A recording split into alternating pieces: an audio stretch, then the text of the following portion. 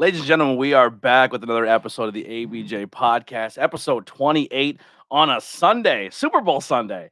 So I do work with guests. I normally do the Tuesdays and Thursdays things, but if you really want to be part of the podcast, reach out to me. Links are below. I will work as best I can with guests. So this is a surprise one on Super Bowl Sunday. I'm not sure who you're rooting for. My team's not in it, so I don't really care. But I guess because I live in Pennsylvania and I have a lot of great friends and family who are supporting the Philadelphia Eagles. I guess I'll say go Birds today. I don't know. I just want to see the cool movie trailers and the Super Bowl halftime show. Just quick news. Last night, Night of Steel went amazing. Tons of money raised for Adina and Mike. Anyone who was able to support or come out to that, thank you so much. If you weren't able to do or come out and support, their links are still below, so you can support them via uh, donations or buy merchandise or just comment on one of their social media posts and say, hey, thinking about you guys. Just keep them in your thoughts. The recoveries for both of them are going better than expected. They're doing really, really well. Adina's kind of said on commentary last night she's shooting for a couple more months, and Philly Mike's hopefully by the end of the year. We'll see how it plans out. Also shows you can check me out this month. Anarchy Rules IWA. That'll be this weekend coming up. This show is unfortunately sold out, so if you haven't got your tickets, can't get you in. But always follow them on social media because their shows go quick, as well as a few weeks from then. After that, the 25th for SSW Zero Gravity. So check that out. And then in March, we have Uncle Massey's 40th birthday bonanza and High Tension Wrestling's Spring Break 93. That's going to be another great events that we'll talk about as they get closer. But also support my guest. Her links are below, as well as anywhere you could find ABJ merchandise, all that fun stuff. I don't want to keep it going so long because everybody wants to watch the game and all the stuff that's going on, and people are traveling. So we'll get this one started right away. So without further ado, let's bring in my guest, Angel Metro. What's going on? Hello. Thanks for How you having been? me. I've been Thank you so good. much for doing this. Yeah, we tried to Absolutely. work out the date, and you're like, "Hey, man, I'm everywhere always." You are grinding. Your work ethic is unbelievable. Well, thank you. Yeah. So you how long have you been in the like actually wrestling or in the business? I started training about a year ago and I graduated last October. So I've only been out doing shows running as a graduate for about 4 months. Or is that right? And Four you are months? Yeah. traveling everywhere. You are putting in the work. I will say I didn't realize how short. I know you said I kind of knew the answer to that when you worked at SSW, but you don't look like someone who's been training only for a year or since October and out there doing your thing. You and Riley put on a great match. You took probably one of the best super kicks I've ever seen from Philly Mike. It looked amazing. Oh, But yeah. yeah, but you are killing it. Like your work speaks for itself. I'm very proud of you. Like you said, you just traveled to Indiana, and you're always on planes, and in a short amount of time, you're just grinding. And that's the way you get yourself seen is just going out there and put yourself out there to do it. Yeah, it's fun. It's been fun. Yeah. So where did you train out of? I am a graduate from BWC, which is Boogie's Wrestling Camp out of Shawsville, Virginia. And that is Jimmy Valiant's wrestling school. We actually just celebrated the 30th anniversary for the school, which is pretty cool. And yeah, so that's where I'm trained out of good old Southern wrestling under Jimmy Valiant. Nice. Now, is that the only school or the only place you've ever kind of worked out of? I know some wrestlers go try different schools and have different experiences or work seminars in other places. Has that been the only place you've been training and working out of?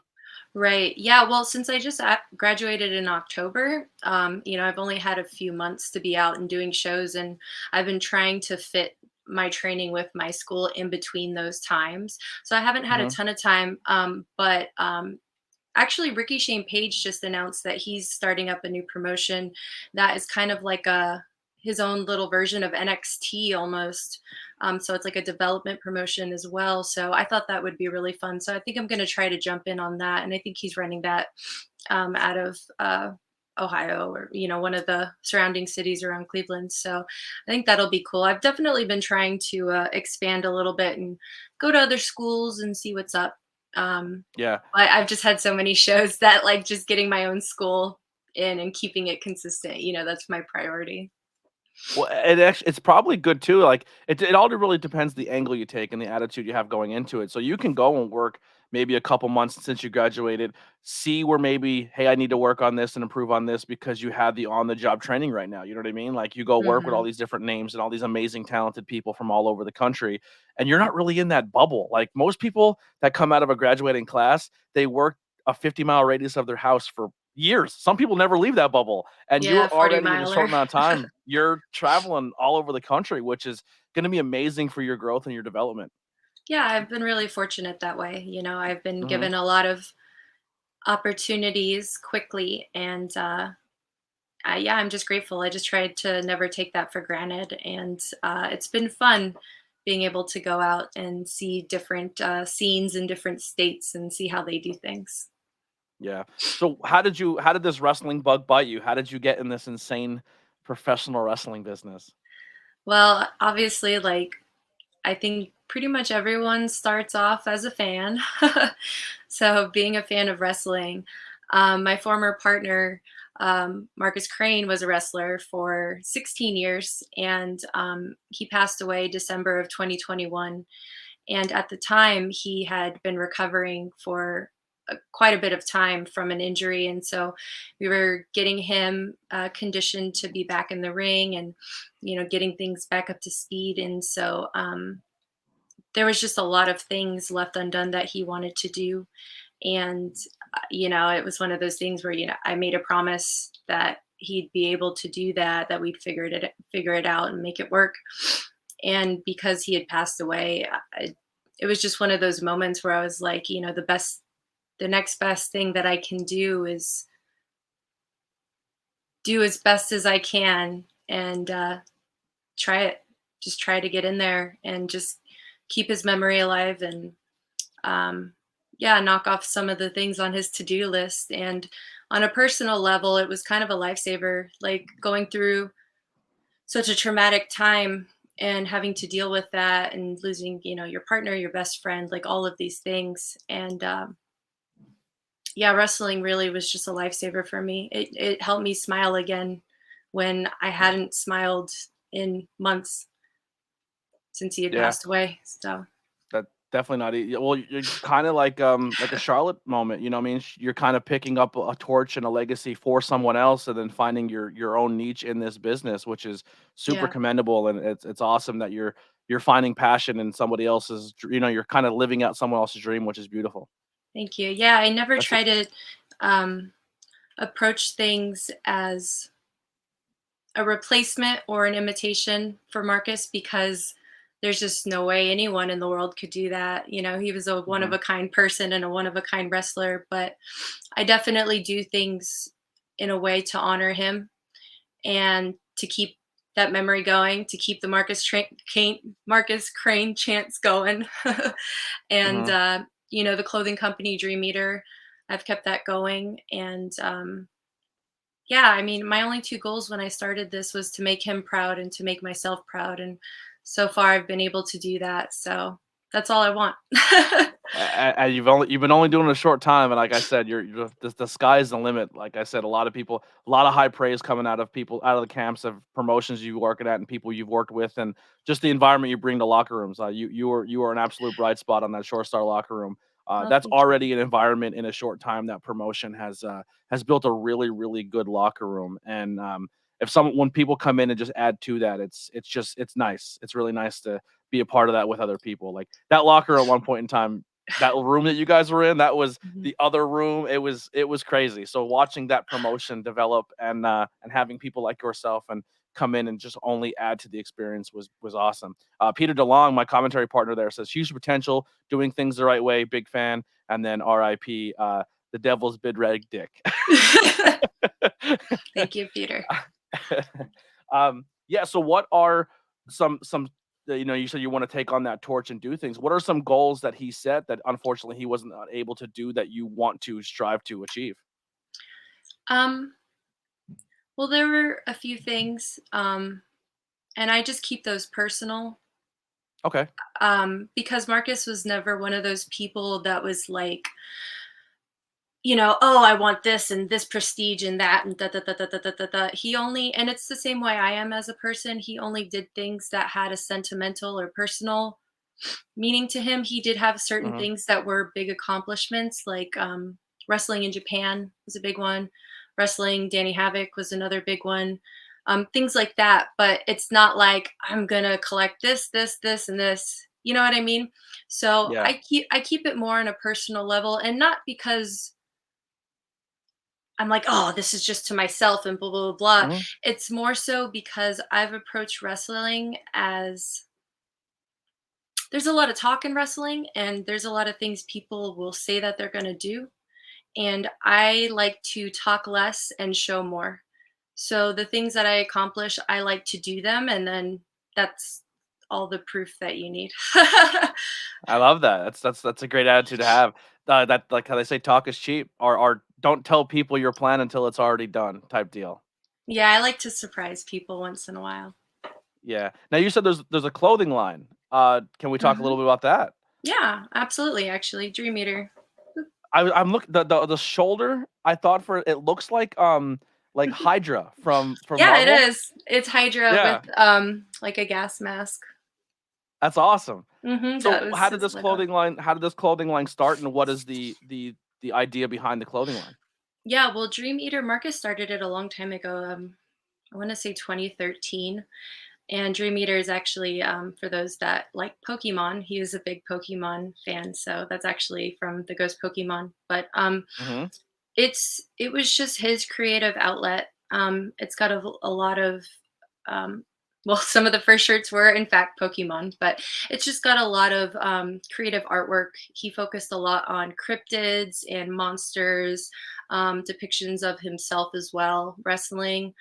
Um, yeah, and so he had that as like his merch thing for a few years, and then when he had his injury, we really started putting a lot of effort and energy into it, really getting the website built out and like nice and running and efficient, and expanding the merch available. Like you can actually get like custom jerseys and things like that, and there's housewares and like all kinds of like stuff now. So um, his ultimate goal was to be able to have that provide all of his income, and then he'd have the freedom just to be able to do whatever he wanted, just Yeah. always be on the road, or go travel here at the drop of a hat or whatever. So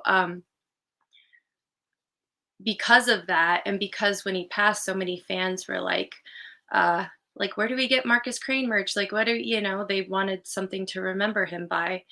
And there was a couple of like those cheap like bootlegging sites that started bootlegging his stuff. So Mm. I decided to keep the website going, keep the merch line going, get copyrights so that I could tell the bootleggers, look, I'm going to have to take legal action if you don't knock it off. Not only is it messed up, but like, legally, Trying to I'm in the cash in right on to do it. tragedy is never a good thing.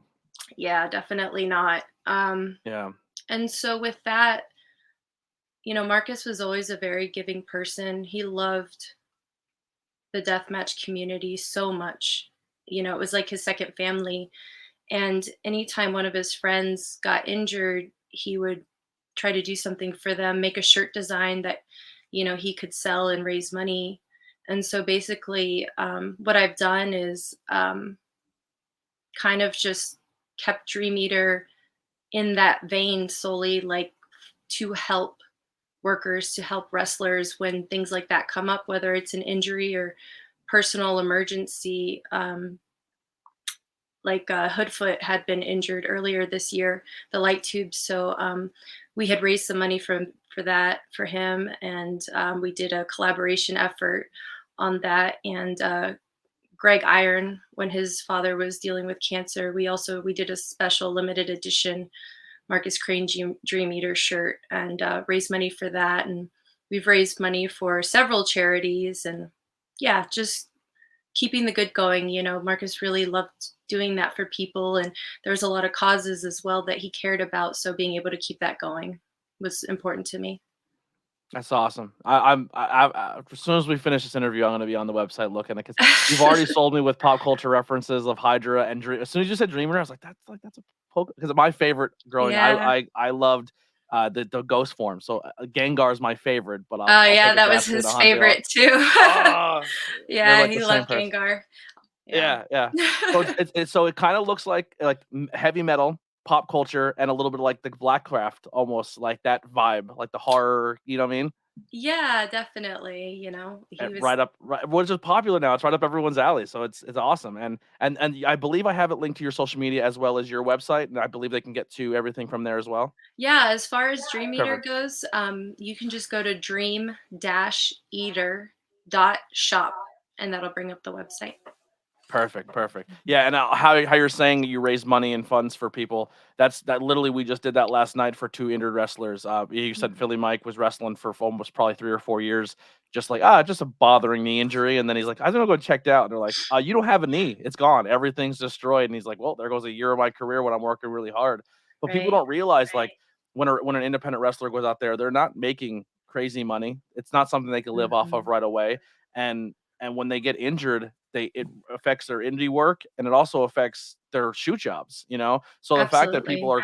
are really starting to have the understanding of the indie scene because it is getting so much bigger than it's ever been right now. Um, Mhm. and people are supporting and others. It's a beautiful thing to hear. So that's awesome. Everything about this Dream Eater brand is right up my alley. I love everything you guys are doing with that and thank you for keeping that alive.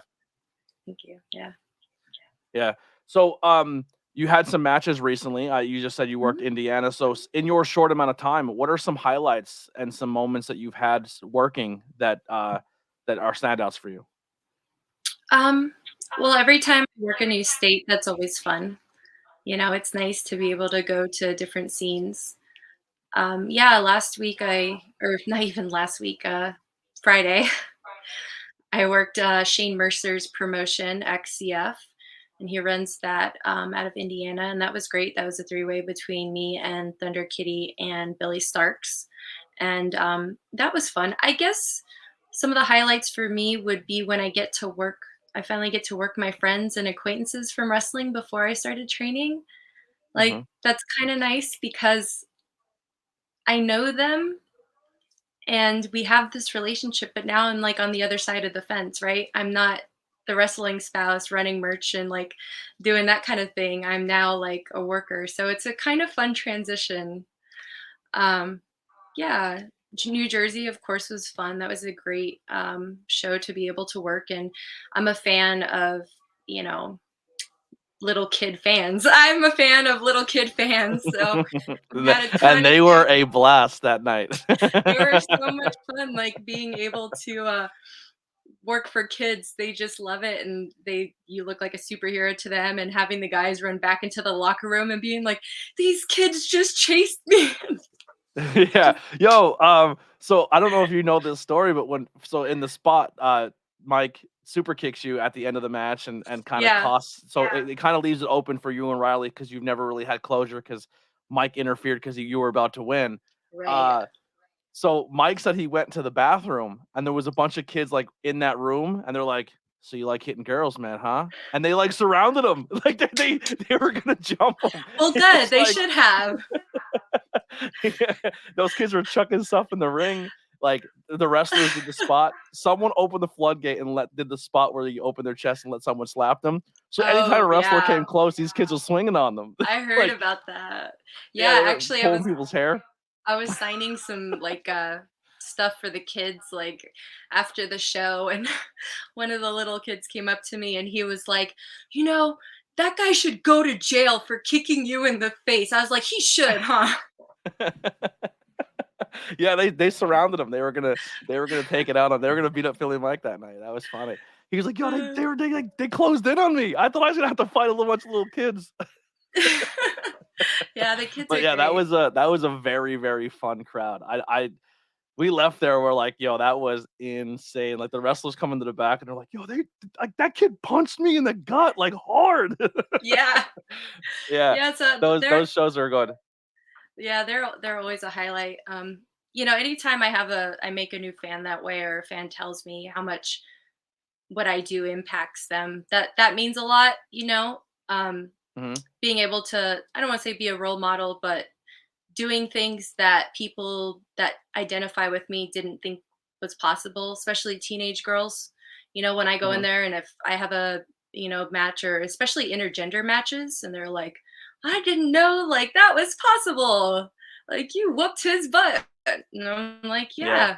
Like, you know, it's really nice to do that. And then of course my championship match when I picked up the BWC cruiserweight title. That was, of course, that was a highlight. That was meant a lot to me. So, yeah, those are some of the highlights so far. Now, growing up as a fan, who were some of the wrestlers growing up that you watched that you're like, oh, this is who you now kind of emulate or try to feed off of in your style? Yeah. Well, I grew up in the Attitude Era, so late '90s, early 2000s was like my heyday. Um, I didn't watch a lot of women's wrestling. And so most of my wrestling came from the guys, other than like China, of course, who didn't love her as a like little girl, like watching Attitude Era wrestling. She was always the Yeah, best. Um, China's run with Eddie is still hands down probably yeah, my favorite. Mamacita. Like That's what I was gonna when say. Eddie China got Guerrero. away from DX and she became Mamacita was my hands down my favorite. Yeah, it was amazing. So yeah, Eddie Guerrero is another one that I really like. As far as my personal wrestling style, watching smaller people like Tajiri was one of my favorite as a Buttsuck kid. my favorite. Yeah, well, the first time I saw him do Green Mist, like I had never seen that happen before because I hadn't been exposed to Japanese wrestling really yet. And so the first time that happened, it blew my mind. I was like, "What is this? He just spit poison in his face." And he's so Yeah. agile and just, I mean, he's amazing. You know, you watch him go up against some of the bigger guys, and it's just phenomenal what he can do. So he's another one. Um, yeah, I'd say pretty much any of the Attitude Era, like superstars, of course, like Undertaker and Kane and all of that had an influence on me as well. Being a goth kid, Mankind, like, Yeah. you know, anything where there's dark and fog and The fire and Brood. yeah, the Brood was cool, like any of that stuff. So I like, I mean, I, as a wrestler now, especially too, I can watch almost any kind of wrestling, but my heart lies in the spooky stuff. I love the like Yeah. edgy, spooky, and I mean it I makes I sense because love I'm a big hardcore deathmatch fan. So I love the spooky stuff, but I cannot get into this Bray Wyatt that's happening now. oh yeah. I can't because there's no end. It's like watching Lost. Like you dedicated so much time into Lost, and then every episode is just more questions and no answers, and then you Right. finally get to the end and they never answer anything, and that's essentially Bray Wyatt to me. It's like There's no we never got any answers or payoffs with the Fiend or any of those other characters. I'm not getting my hopes up again. You got me twice. it's You're not getting fair. me a third time, Bray. But he's a Right. good person. Like his creative mind is cool and he brings it horror in and everything visually looks cool, but the story aspect I can't get into. Fair enough. We have our first question here. Okay. Sean Woodward says, "Love the show. What are some promotions you worked? You love the atmosphere at anyone you want to wrestle?" It's a great question. That was Okay. coming Yeah. soon. Well, yeah, I had a great time at SSW. I thought that was a really fun show. Everyone was super professional and I like that. XCF, I just worked that promotion. Again, Shane Mercer's promotion. That was awesome. Very cool, positive environment. Shane works incredibly hard. And it's actually really neat because a lot of the kids that he's training, he integrates into the matches as well so they can get their experience in and work with more experienced people. And he puts on a really nice, positive environment. And it's always a plus when you have that.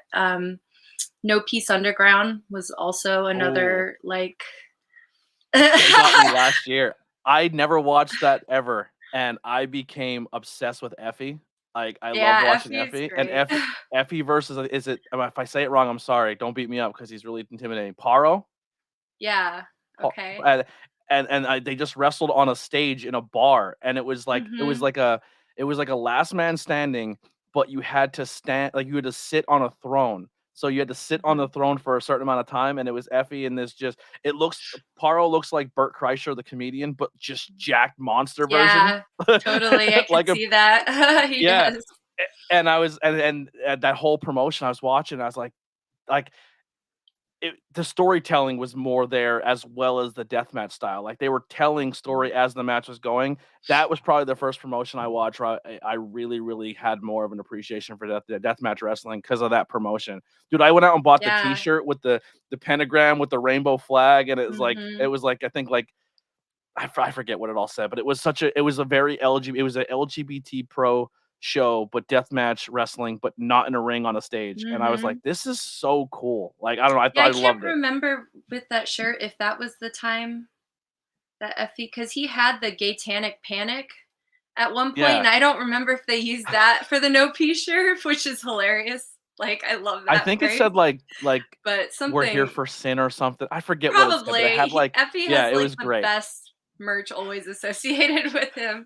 But yeah, No Peace Underground just had their first show January 28th, their comeback show. And they've always like historically just been a killer promotion, and they're hitting things full steam. um, and that was a really fun promotion to work for as well. Yeah. That show too, I forget who was wrestling the card, but they're big. I'm still learning a lot. Like I said, I was in that 40-mile bubble, and now I'm still new, Yeah, so I'm yeah, still growing all out. good. But Shotzi was there, Shotzi Blackheart, because she was Uh-huh. friends with the one wrestler working. I just forget who it was now. But like I said, all on IWTV. So if you're not subscribed to that channel, that promotion, you're insane because all this amazing wrestling is all over it, and you can watch so much Yeah, good and stuff. But now definitely, No Peace Underground, the show that we had like on the 28th, that's on Fight, so you can watch oh that on really? Fight. Hmm. And it's probably part of the Fight Plus too, which is also an amazing deal. You get Yeah. all Mhm. GCW plus all these other indie promotions, so it's like indie wrestling's growing so much. It's so exciting. Paro and Shane Mercer, so scary. I agree. Yeah, they're very very I scary mean, guys. if you're on the wrong end, yeah, for That's why sure. I But stay on commentary. Commentary is where I stay. Another one here, Angel Wrestler. What's your dream opponent and tag partner if you had to pick one? Keep up the good work from the Anthony Graves podcast. oh, awesome. Dream opponent. I get asked this a lot, and it's always so hard for me to pick someone. Um, I think if I was gonna pick like all time, like theoretically, like anyone from any point in time, I usually go with Eddie Guerrero just because you're not just gonna learn in ring, but you're gonna learn all aspects of the business. Like he just oozed everything that you should be as a wrestler.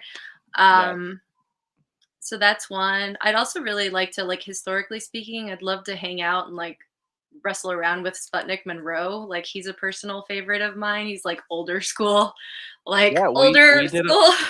we did a whole episode on him on my old podcast, Tornado Tag. So just a quick little hit. Sputnik Monroe was essentially a white dude back in the day who was in the culture and was for people of color and literally got so popular and so big and used his privilege to say, I'm not wrestling here unless you break the barriers of people of color sitting in the crowd. Like Mhm. I want black wrestlers to be worked here. I want Yeah. black athletes to be treated like they're athletes here, and I don't want a barrier between white fans and black fans. And he changed the game.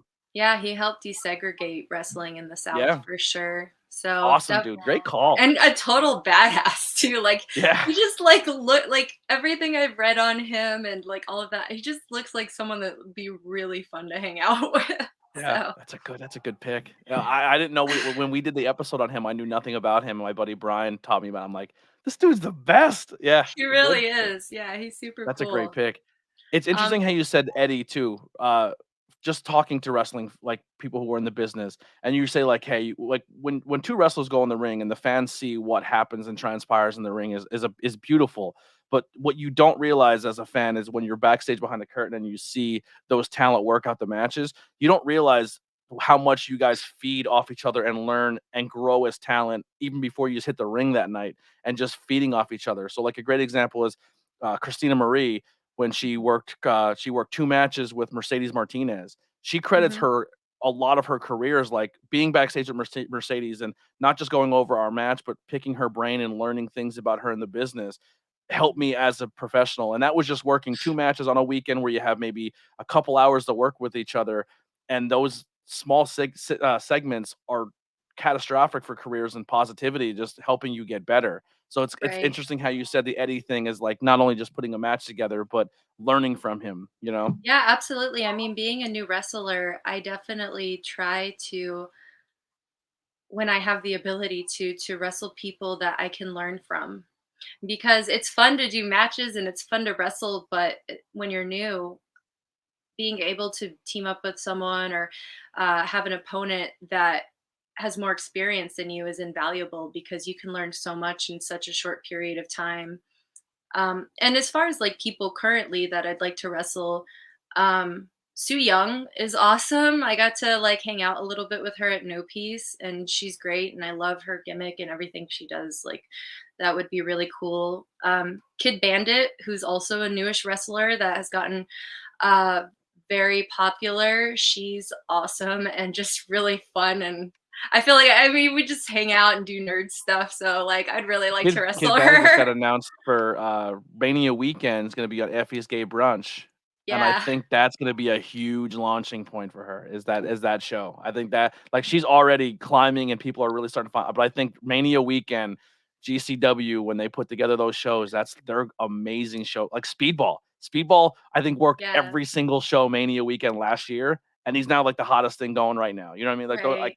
I get excited for that weekend just in general, just to see people's launching points. Yeah, it's cool to see who comes out of it. And I mean, like, well, Speedball and Kid, they're both very talented. They have a Hmm. lot of agility and stuff. So, I mean, they definitely deserve all the praise they're getting and more. So, Hmm. yeah, Kid would be fun to wrestle. My Max the Impaler too would also be another really fun one. Uh, they they're just great people. And I think it would be a lot of fun to have someone very small like me wrestle someone very large like them. And they've been doing shows in Japan and stuff lately too, as Just well, where they've killing been people. wrestling. Yeah, exactly.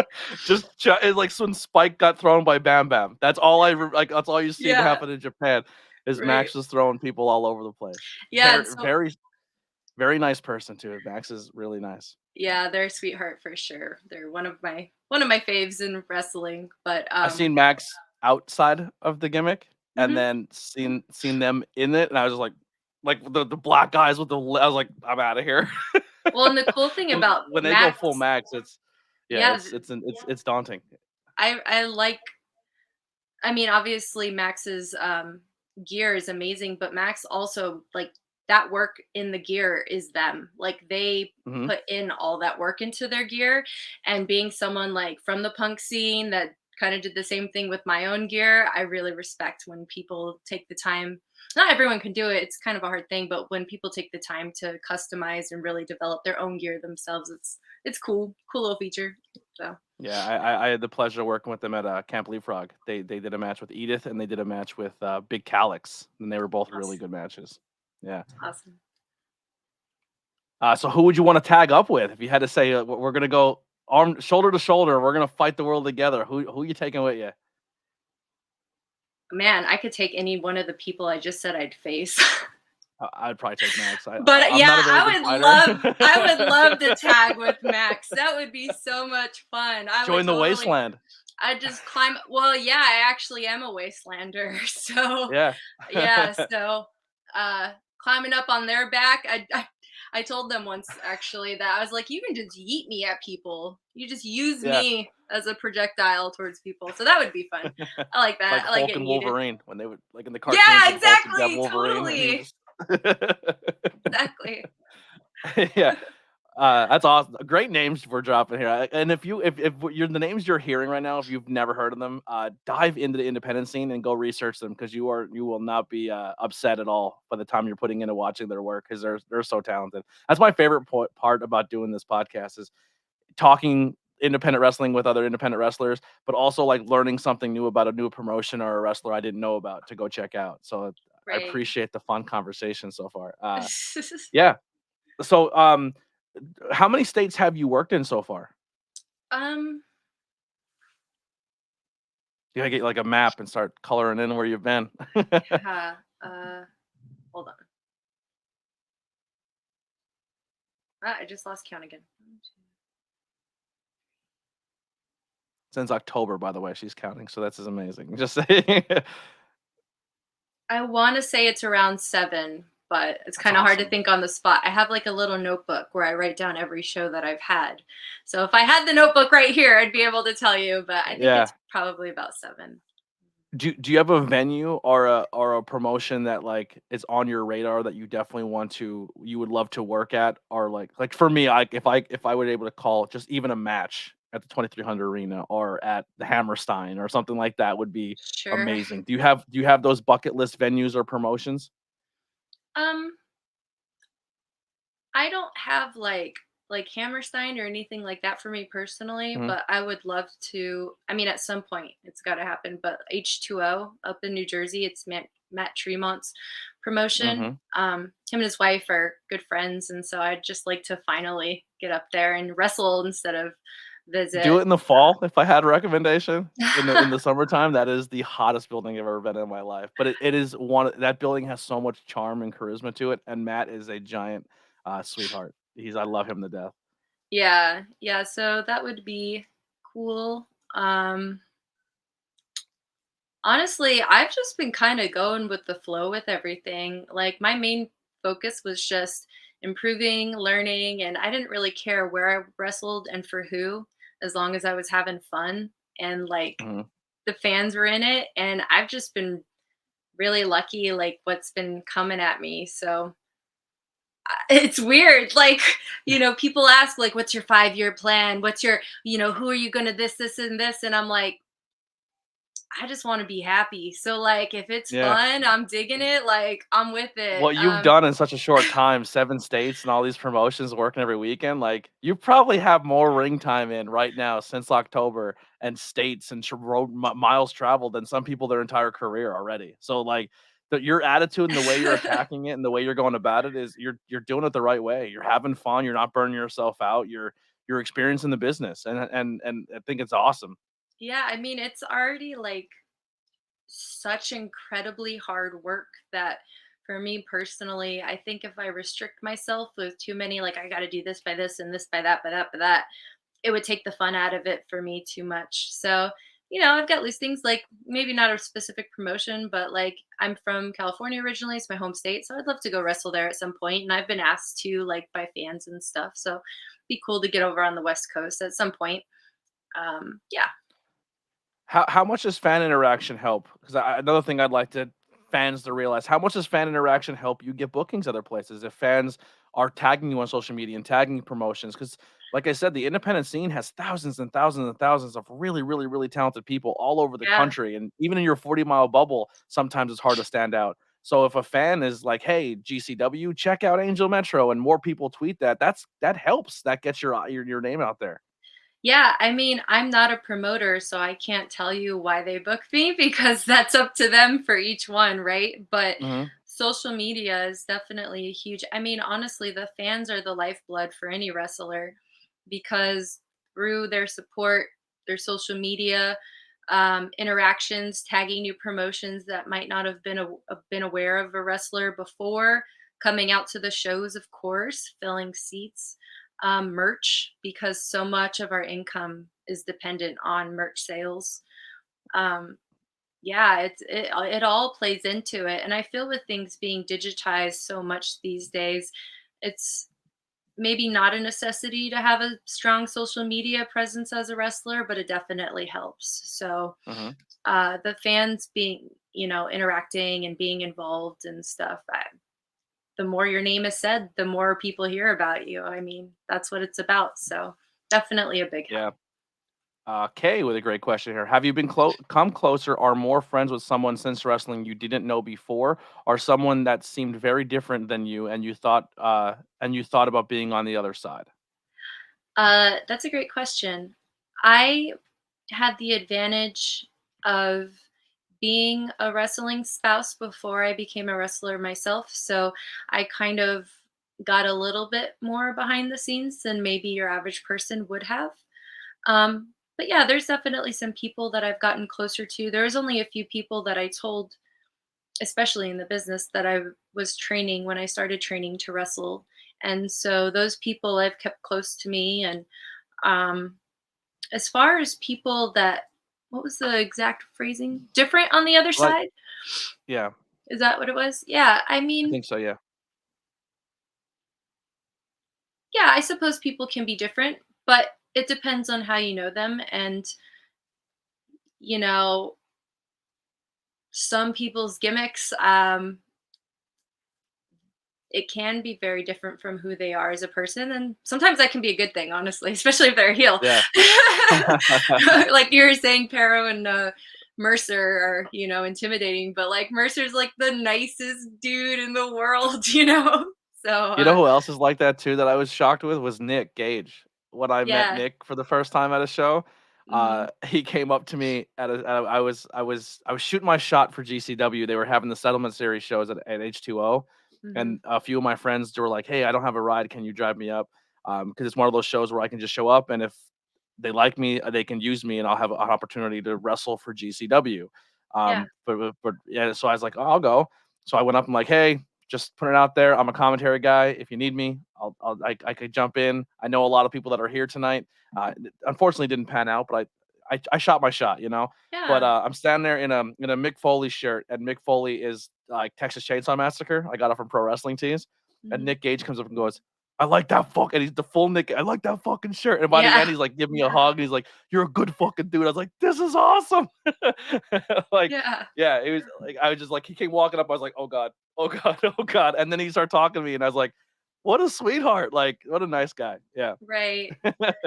Yeah, it Yeah. was you meet people and just like, wow, that was a shock. Sometimes they say don't meet your heroes, but I haven't had that moment yet in the business yet. I guess I maybe once, but it's not even worth my time. But everybody else I met was absolute sweethearts. Right on. Yeah, that's good. Yeah. So, I mean, I don't know that it's different in wrestling than it would be in any other profession or entertainment business, where Hmm. someone's quote unquote famous or, whatever. Like it's a diverse field and there's all types of personalities and things like that. But I don't know that there was anyone that I thought was really super different than what I expected before having more interactions with them. I can't really think of anyone off the top of my head. Yeah. So I just have one final one, and then we can wrap up here. I don't want to keep you all day. But so the biggest takeaway so far from the conversation, I definitely want to dive into a little more if you're willing to, is Yeah, how you let's said go. you had that experience of being a wrestler wife for the most part, and being backstage and doing that. What were some of the like the advantages you had leading into it, and maybe some of the things that you didn't realize were as difficult transitioning from the spouse to then getting in the ring and training and then taking this road and journey on your own? Um, some of the advantages were, well, one, network. Um, you know, a lot of my friends are wrestlers and were already, so that helped whenever I had. I mean, my trainers were amazing too, but if there was ever anything that I had questions about, um, I could always turn to my people and be able to ask them. Um, I also think another advantage was kind of being smartened up to the business in a way, whereas, That's um, huge. yeah, it is. And generally speaking, like wrestling, it's people want to see everyone succeed and do awesome and stuff like that. But every once in a while, you'll get someone that, may have ulterior motives. So being able to recognize that off the bat kind of saves you a lot of headache, honestly. Mhm. You can Especially easily get caught up in something you don't even realize you're getting caught up in. right. And being a woman too, like you have to be careful. Like you definitely do, just like you do in any entertainment. Like I did music before I wrestled, and it's the same way there. Like there's gonna be difficult people in any group, any scenario, any situation. So yeah, that definitely had its advantage being aware of that. Disadvantages Not so much disadvantages, but things that maybe you didn't realize were as difficult as, leading into it. as difficult.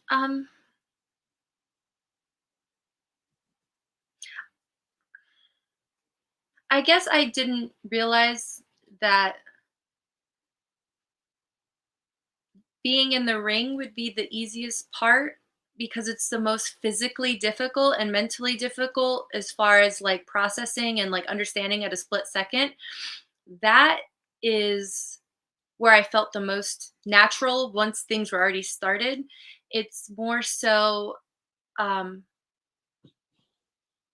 learning the mm, not the behind the scenes, but the business aspect of it. The business aspect is can be really hard. You have to navigate a lot of components. You have to be your own, like your own personal assistant if you don't have a booker or manager, and you got to make sure all your dates are lined up and your schedule's real tight, and you have to think about mileage and all of that, just so many different aspects. And then of course promoting yourself like we talked about earlier with social media, like that takes up so much time. It really does. And then balance that with friends, family, relationships, and all that I other don't great have fun any of things. that.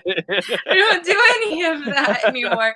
You're like, Yeah, oh, no. you want to spend time with someone you care about over the weekend, or go make movie plans to hang out with friends? Like, not on a Saturday, or you know what I mean? Like, those are gone. Yeah, yeah, pretty much everything, like any extra time is dedicated to wrestling because there's so many different parts of it, whether it's, designing something, doing graphic design, or, trying to learn something new as far as like in-ring stuff, or, whatever, like emails that have been sitting that you have to get back to that you haven't had time to sit down. And I like to take the time to sit down when someone writes me, whether it's a promoter or a fan, and like actually give it my attention and be able to read what they're saying. So, I have to carve out time to be able to do that though, just glancing and replying like doesn't it's not the same. So yeah, it's very time consuming. Yeah, That was a surprise. I gotta say, so far in just a 45, 47-minute conversation, Angel, just one thing I'm gonna really take away from this conversation personally is how you're like I said, since October. I actually so I was doing this for about 4 or 5 years and doing 5 podcasts at one time, weekly shows. It was a lot. And I kind of condensed everything down to one show and started in October and been grinding at this show and this brand and this everything since October. And every single month, I was like, I have to hit these goals. I have to do this. I have to do that. And just hearing saying, like you were saying, like I've accomplished all like 7 states and since this time, and just kind of letting it come naturally and just have fun doing it. That's going to be a huge takeaway for me in this conversation. So I Good. appreciate you for your time. Yeah, have fun. Um, I know it's hard, but if you're yeah, having fun, you can do anything. So keep having fun. That's the whole point. absolutely. So I appreciate you for that, and also just people. If this conversation hasn't made you an Angel fan after today, you're absolutely insane. Just like how you're taking up the mantle, but not only are you doing it, but you're standing on your own feet, but you're keeping things alive that mean a lot to you and for other people, and people in your circle is Yeah. beautiful, and I'm rooting for you. And I think the sky's the limit. Your work ethic, your mind, everything you got going on, your in ring already in such a short time is amazing, and your travel and just what you're putting into it is only going to get better. Thank you so much. I appreciate it. Yeah. Anything in closing you want to put out there? Where can people find you? Where can people support you? Yeah, absolutely. I mean, you can find me on any of the socials at Angel Metro. My website is angel-metro.com. You can find my upcoming dates, my merch, pretty much anything revolving around me and wrestling, you can find there. But other than that, yeah, just whatever your favorite social media platform is, type me in, find me. Mhm. Awesome. I think we have one last. Maybe I don't know if it's a statement or. Uh, so far, Oh, every interview of yours I've seen I've been a fan of the person you interview. You bring the best out of people. Thank you, man. I appreciate that. And honestly, that's what I try to do. Like a good interview, man, just kind of breaks those barriers and exposes people to new people. Like I grew up on Howard Stern, and one of the biggest ones for me is I was like, I get sucked into like the pop culture. Like I'm not supposed to like this person because they're not in the people things I like. I was like Miley Cyrus. I was like, I don't care about Miley Cyrus. She's a spoiled, entitled brat who came off her dad's money. And then I listened to the interview with her on Howard Stern. I'm the biggest Miley Cyrus fan ever now. Like, I want to hang out with her. I want to party with her. right. I think she's awesome. I listen to her music now. Like, and that's what an interview should do. They should make you fall in love with the guest that they're interviewing. And thank you, Kai. I appreciate that because if I'm getting even a tenth of that, that means the world. But I'm also very fortunate to have an eye of people who I know are good-minded people, and that's the people I want to have conversations with. So, and having that conversation with you as SSW, you, like I said, you are a bright spot of the locker room, and I've Thank learned you. more about you even now than I knew then. I didn't know about the other stuff. I'm going to be honest. So hearing that was very powerful for me. And like I said, thank you for your time, and enjoy your day. I know you're very busy. You're finally not on the road and you're at your home, so enjoy yourself.